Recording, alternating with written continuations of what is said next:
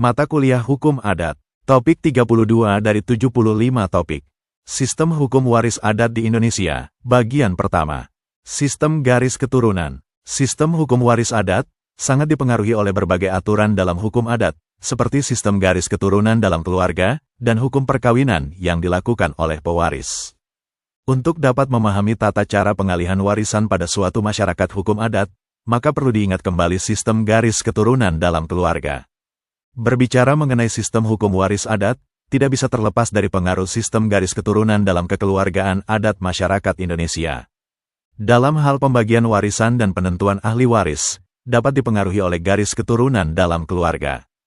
Kekeluargaan atau kekerabatan adat mengenai 3 macam garis keturunan, yaitu garis keturunan unilateral, maksudnya sistem keturunan yang menarik garis melalui satu pihak saja, apakah melalui garis bapak, patrilineal, atau garis ibu saja, matrilineal. Garis keturunan patrilineal, sistem keturunan yang menarik garis melalui garis bapak terus ke atas, melalui garis laki-laki, kakek terus kakek buyut dan seterusnya ke atas. Dalam sistem ini, kedudukan laki-laki lebih menonjol pengaruhnya dibanding dengan kedudukan perempuan dalam keluarga atau pewarisan. Masyarakat yang memakai sistem ini adalah masyarakat Batak, Sibolga, Gayo Alas, Nias, Lampung, Pulau Buru, Pulau Seram, Nusa Tenggara, dan Irian, Papua. Salah satu contoh masyarakat yang menarik garis keturunan secara patrilineal adalah masyarakat Batak Toba. Masyarakat Batak Toba merupakan suatu suku yang terdapat di Provinsi Sumatera Utara. Dari Batak Toba tersebut juga memiliki perbedaan dalam hal adat istiadat juga, di antaranya perbedaan dalam tata adat perkawinan, pemakaman juga dalam pembagian warisan. Masyarakat Batak menganut sistem kekeluargaan patrilineal, yaitu garis keturunan ditarik dari ayah. Hal ini terlihat dari marga yang dipakai oleh orang Batak yang turun dari marga ayahnya. Oleh karena itu, kedudukan kerabat dari ayah atau laki-laki dalam masyarakat adat dapat dikatakan lebih tinggi atau lebih dominan dari kaum wanita. Dalam pembagian warisan orang tua, yang mendapatkan warisan sesuai dengan hukum adat aslinya adalah anak laki-laki, dan yang paling banyak dalam mendapat warisan adalah anak laki-laki bungsu atau disebut siap pudan. Warisan anak bungsu berupa tanah pusaka, rumah induk atau rumah peninggalan orang tua. Sedangkan harta yang lainnya dibagi rata untuk semua anak laki-lakinya. Akibat pembagian ini, anak siap pudan tidak boleh pergi meninggalkan kampung halamannya karena anak siap pudan tersebut dianggap sebagai penerus ayahnya. Misalnya, jika ayahnya Raja Huta atau kepala kampung, maka jabatan itu diturunkan kepada anak bungsunya, siap pudan. Dalam keluarga patrilineal, apabila tidak memiliki anak laki-laki, maka sesuai dengan hukum adat, maka hartanya jatuh ke tangan saudara laki-laki ayahnya. Sementara anak perempuannya tidak mendapatkan warisan dari orang tuanya. Oleh karena itu, sesuai hukum adatnya, saudara ayah yang memperoleh warisan tersebut harus menafkahi dan memenuhi segala kebutuhan anak perempuan dari si pewaris sampai mereka berkeluarga. Dalam perkembangannya, hukum adat waris pun berubah sesuai dengan perkembangan zaman. Peraturan adat tersebut tidak lagi dilakukan oleh masyarakat Batak. Keluarga-keluarga yang sudah merantau dan berpendidikan mendapat pengaruh dari hukum perdata nasional yang dianggap lebih adil bagi semua anak. Selain itu, dengan adanya persamaan gender dan persamaan hak antara laki-laki dan perempuan, maka pembagian warisan dalam masyarakat adat Batak Toba saat ini sudah mengikuti kemauan dari orang yang ingin memberikan warisan. Menurut Ruhut Ni Adat Batak, atau Peraturan Adat Batak, jelas di sana diberikan pembagian warisan bagi perempuan, yaitu dalam hal pembagian harta warisan bahwa anak perempuan memperoleh tanah, hauma pauseang, nasi siang, indahan arian, warisan dari kakek, dondon tua, tanah sekadar, hauma punsu tali. Jadi, hanya orang-orang yang masih tinggal di kampung atau daerah lah yang masih menggunakan waris adat asli seperti di atas. Hak mewaris anak tiri ataupun anak angkat dapat disamakan dengan hak anak kandung, apabila sebelum seorang anak diadopsi atau diangkat, telah melewati proses adat tertentu. Dengan proses adat anak tersebut sudah sah secara adat menjadi marga dari orang yang mengangkatnya. Namun demikian ada beberapa jenis harta yang tidak dapat diwariskan kepada anak tiri dan anak angkat, yaitu harta pusaka turun-temurun keluarga. Karena yang berhak memperoleh harta pusaka turun-temurun keluarga adalah anak kandung, keturunan asli, dari orang yang mewariskan.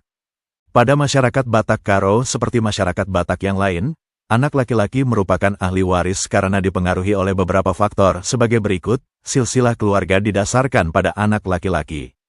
Anak perempuan tidak dapat melanjutkan silsilah keturunan keluarga karena 1. Dalam rumah tangga, istri bukan kepala keluarga. Anak-anak memakai nama keluarga, marga, ayah. Istri digolongkan ke dalam keluarga, marga, suaminya. 2. Dalam adat, wanita tidak dapat mewakili orang tua, ayahnya, sebab ia masuk anggota keluarga suaminya. 3. Dalam adat, kalimbubu, laki-laki, dianggap anggota keluarga sebagai orang tua, ibu. 4. Apabila terjadi perceraian suami istri, maka pemeliharaan anak-anak menjadi tanggung jawab ayahnya. Anak laki-laki kelak merupakan ahli waris dari ayahnya baik dalam adat maupun harta benda. Pada masyarakat dengan garis patrilineal, prinsipnya ahli waris atau para ahli waris adalah anak laki-laki. Namun apabila anak laki-laki tidak ada, maka warisan bisa jatuh ke orang tua, saudara, dan lain-lain seperti urutan berikut ini. A. Anak laki-laki. Semua anak laki-laki yang sah yang berhak mewarisi seluruh harta kekayaan baik harta pencaharian maupun harta pusaka. Jumlah harta kekayaan pewaris dibagi sama di antara para ahli waris. Apabila pewaris tidak mempunyai anak laki-laki yang ada hanya anak perempuan dan istri, maka harta pusaka tetap dapat dipakai, baik oleh anak perempuan maupun oleh istri seumur hidupnya. Setelah itu harta pusaka kembali kepada asalnya atau kembali pada pengulihan. B. Anak angkat. Dalam masyarakat Karo, anak angkat merupakan ahli waris yang sama seperti anak sah, namun anak angkat ini hanya menjadi ahli waris terhadap harta pencaharian atau harta bersama orang tua angkatnya. Sedangkan untuk harta pusaka, anak angkat tidak berhak. C. Ayah dan ibu serta saudara-saudara sekandung si pewaris. Apabila anak laki-laki yang sah maupun anak angkat tidak ada, maka yang menjadi ahli waris adalah ayah dan ibu serta saudara-saudara kandung si pewaris, yang mewaris bersama-sama. D. Keluarga terdekat dalam derajat yang tidak tertentu. Apabila anak laki-laki yang sah, anak angkat, maupun saudara-saudara sekandung pewaris dan ayah ibu pewaris tidak ada, maka yang tampil menjadi ahli waris adalah keluarga terdekat yang tidak tertentu. E. Persekutuan adat. Apabila para ahli waris yang disebutkan di atas sama sekali tidak ada, maka harta warisan jatuh kepada persekutuan adat. Pada masyarakat adat patrilineal Lampung, anak keturunannya menarik garis kekerabatan dari pihak laki-laki atau ayah.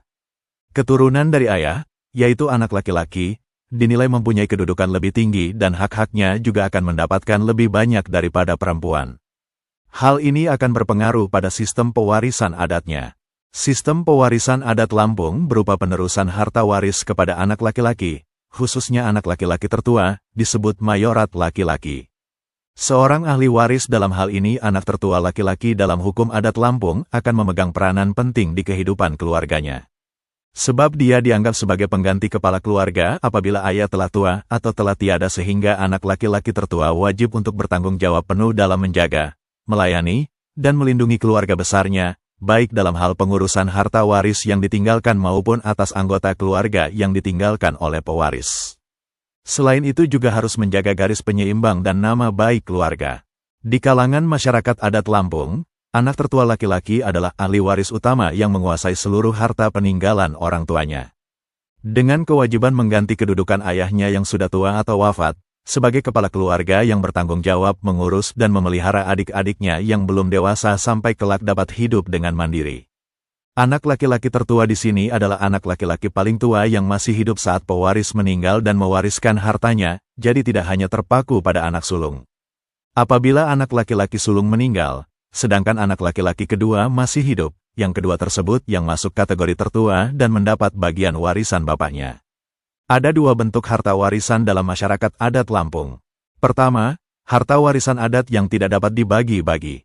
Harta warisan macam ini hanya dapat dimiliki bersama oleh para ahli waris, tidak dapat dikuasai secara perseorangan. Harta ini biasa disebut harta pusaka yang turun-temurun diwariskan kepada penerus keturunannya. Harta ini dikuasai oleh penyimbang atau anak laki-laki tertua atau kerabat laki-laki si pewaris menurut tingkatannya masing-masing. Kedua, harta warisan yang dapat dibagi-bagi. Harta macam ini dapat dibagikan kepada semua anak laki-laki ahli waris orang yang meninggal dunia. Demikian pula ketentuan hukum adat waris di Tanah Karo, menentukan bahwa hanya keturunan laki-laki yang berhak untuk mewarisi harta pusaka. Yang dimaksud dengan harta pusaka atau barang adat, yaitu barang-barang adat yang tidak bergerak dan juga hewan atau pakaian-pakaian yang harganya mahal. Barang adat atau harta pusaka ini adalah barang kepunyaan marga atau berhubungan dengan kuasa Kesain, yaitu bagian dari kampung secara fisik. Barang-barang adat meliputi tanah kering, ladang, hutan, dan kebun milik Kesain. Proses penyerahan barang-barang harta benda kekayaan seseorang kepada keturunannya seringkali sudah dilakukan ketika orang tua atau pewaris masih hidup. Pembagian yang dilakukan secara kerukunan itu terjadi di depan anak beru, senina, dan kalimbubu. Terkadang agar pembagian waris menjadi terang maka juga dihadiri oleh penghulu. Apabila pembagian dilakukan setelah pewaris meninggal dunia, maka perlu diperhatikan bahwa pada dasarnya semua anak laki-laki mempunyai hak yang sama terhadap harta peninggalan orang tuanya. Namun pembagian itu harus dilakukan dengan sangat bijaksana sesuai dengan kehendak atau pesan pewaris sebelum meninggal dunia. Pada perkembangannya kebijakan orang tua juga telah berubah. Walaupun di masyarakat ini ahli waris adalah anak laki-laki, namun pembagian harta orang tua diserahkan kepada kehendak orang tua. Anak laki-laki dalam hal ini juga tidak bisa membantah pemberian orang tua sebagai pewaris kepada anak perempuannya, demikian pula sebaliknya. Jadi, pembagian harta tergantung kebijakan orang tua yang pada dasarnya tidak membedakan kasih sayang kepada anak-anaknya. Adanya perubahan pembagian waris kepada anak perempuan ini juga karena adanya pengaruh dari keputusan-keputusan Mahkamah Agung.